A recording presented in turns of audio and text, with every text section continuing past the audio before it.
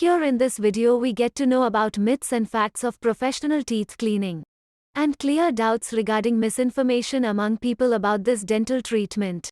People think that scaling is painful dental procedure which makes teeth sensitive. Contrary, scaling is a painless procedure. When the calculus or tartar is removed by scaling, the teeth gets exposed to the oral environment and become mild sensitive, which vanishes once the gums get attached to the teeth. People also think scaling increases gap between teeth. Scaling weakens and makes the teeth loosen is also a myth. Tartar, a yellowish-brown hard deposit is formed between gums and teeth. Henceforth gums are detached.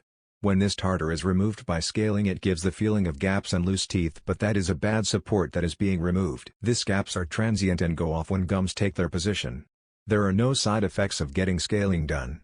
We now can say that scaling is important to remove tartar and stains which cannot be removed by regular toothbrush.